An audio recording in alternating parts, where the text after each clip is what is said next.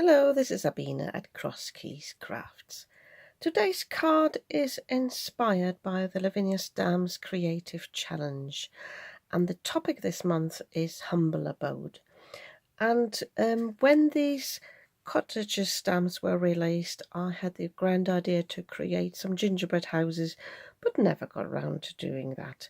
I have worked with the fairy shops before, but I thought I would like to combine these and use the taller house in here, which works nicely with the height of these here of the fairy shops. But I can be quite lazy when I make cards, and I like shortcuts. So I had an idea yesterday that I thought I'll put into action today. I'm going to record a video. I hope it works out, but I'm just going for it. As a preparation thing, I have cut a circle from some plain cardstock here, just something I had on my desk. I will use this as a mask. You can also get the Lavinia Stamp circle masks. They are slightly bigger. This one here has got a diameter of just 2 inches, but I cannot find my smaller circle mask, so I thought I'd just cut my own again. I have cut a card base here, which is 5 3/4 by 5 3/4, I think. Yeah. Just to go on a 6x6 card, or even 5 7/8 square. And I have already stamped the taller house that will be in the center of my card, again just on that thinner cardstock here. I did a second generation stamping and just cut it out. I cut the chimney off though, and the small bits here on the side, we don't need those. You can stamp this on some masking paper. I do have that, but for a little project like that, I thought I'd just use some cardstock that I've got on the desk. So I will stick this down with my Stick It removable just where I want this house to be. And I really, as I said before, want this to be the center of the card. So I'm just putting a little bit in the middle, because this house I would like to mask that off and stand out. The others will fade into the background a little bit. So just thinking here, because the higher I have that, the more I've got an option to put a sentiment underneath maybe. I'm thinking this could also be a new home card, so at the moment is mainly for the challenge. So with this mask, I basically leave some space underneath white that I can then stamp my house on. And I'm starting off by putting the circle mask over this, and I'm just thinking whether I want to go a little bit higher. I don't want all these circles that I will create, you will see that in a moment. I don't want them all in one row. So maybe I go right bang in the center here and then move the others up and down a little bit. I have chosen a few blues from my stash. You could use all sorts of colours. I even thought maybe some rainbow colours, but I think because these circles will overlap, these will go nicely together. And I think to make this stand out, I'll probably go for the darkest one, which I believe is my Della Blue. But I have got some scrap paper on the side just to test that again. It's actually maybe not as dark as the blue at all. Let me just check that. Can't remember now. Oh no, it is darker than that. This one's a bit misleading, I find, on the lid. It looks a bit like the mermaid, but it's not that dark. So I'm just putting the arm of my die cutting machine a little bit to the side. So just loading my brush. I'm using the same brush for all the 3 colours because I've only got one for medium blue, and then I use one for the dark denim, and I've got one brush for the really light blue. So I'm going to hold my mask down. I'm not sticking this down. You could do that. I'm just holding it in place, and I'm just going around in circular motions.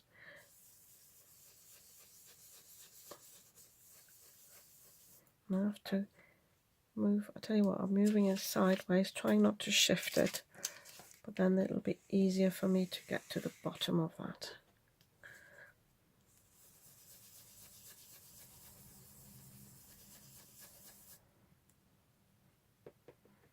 I'm not even too bothered whether, you know, I've got, like here I can see the brush, or the bristles I should say, but I'm not too bothered about that. But I think I want a fairly dark coverage in the middle, as I said, to make it stand out a little bit more. So I'm gradually adding more and more colour.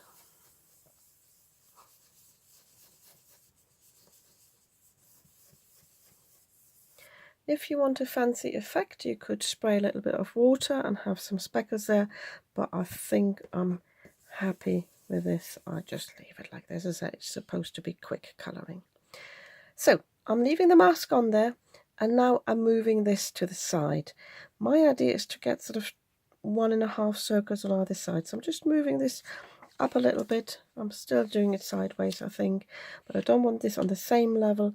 I want this up a little bit and a little bit overlapping, and this is where I come in then with another colour and blending this in, being a bit mindful not to get any stains on the exposed space of the card. I do suggest having a bigger piece here so that you don't go over the edge. It's easily done with masks. So, and I'm just again applying it all over and then blending over the area I've already inked up.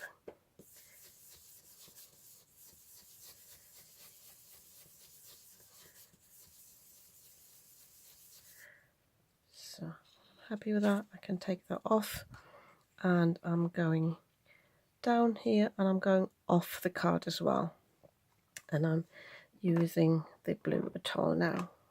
I always like to dab it off, making sure, because you can see where I've got the bristles there. I don't want that. And you can start on the edge here, but I like to come in straight away so I don't lose any ink. And I increase the pressure after a while.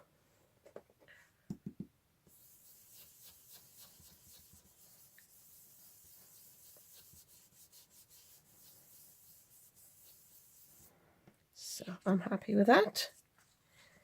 So you've seen how it works. Off camera I will do the same on the side, maybe go in a different movement, so go down here and up here just to have the variation. So I've put my card into my stamping platform.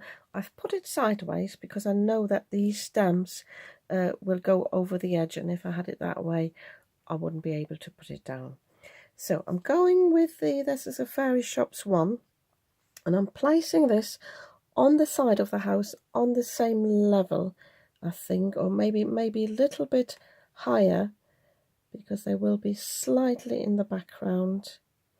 So the house that is in the foreground is still masked and will stand a little bit lower, so you can see now how far I go off the edge.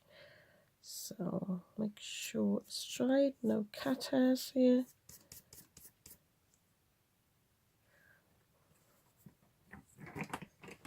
And I've got some scrap paper behind it as well. I need to be a bit mindful not to move that card too much. I will get one more magnet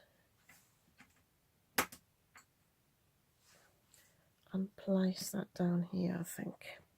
So, and now I can ink up my fairy houses here.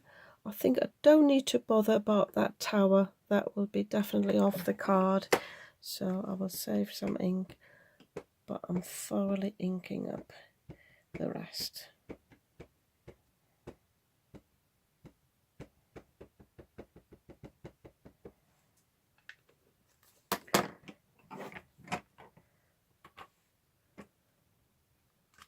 Just getting my pressure tool here.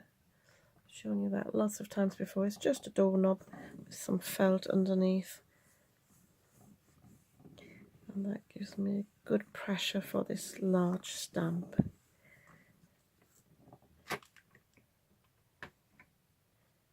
Yeah, it is a bit, I think the way, I'll stamp it down a little bit, I think the way this stamp is designed, I sometimes think it's not complete, but it is.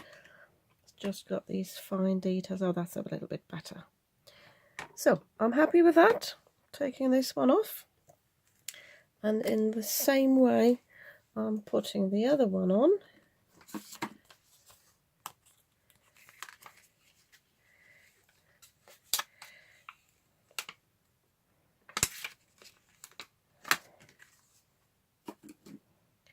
So again, letting it overlap a little bit, moving it up a little bit.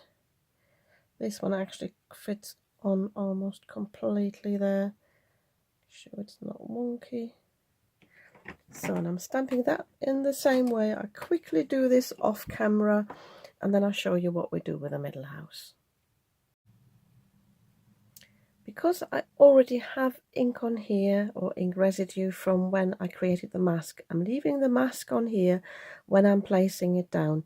You could also put a piece of acetate or packaging down there, so that when you put this in place, you don't have any residue on there before you actually do the stamping. So I just need to peep underneath a little bit, making sure it's in the right place. I'm looking from the side, that looks good to me. So I'm picking this up, and after I've picked up, I can now remove this mask. I need to make sure I've got no residue there. This can just be rubbed off. You can see we've got the white area there, and most of the glue is on here. So as before, I can ink the house up. Sorry, I'm off camera a little bit there, just because I've zoomed in so much. Just as usual, I'm just putting ink, plenty of ink on there. And now I can stamp the house in place. I hope I'm in the right place. If it's a bit offset, it doesn't matter. It does look a bit like that. With this stamping platform, I still got the chance to move it a little bit if I wanted to.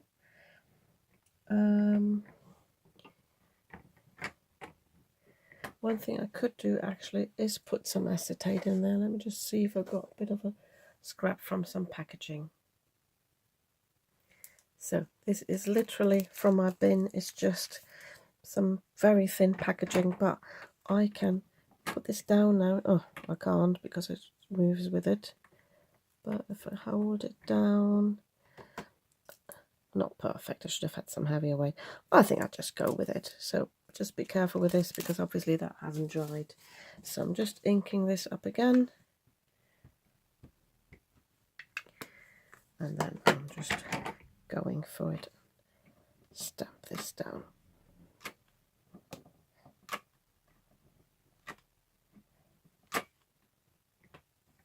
Yeah, it's got a bit of a white edge there, but I think that's fine as it is.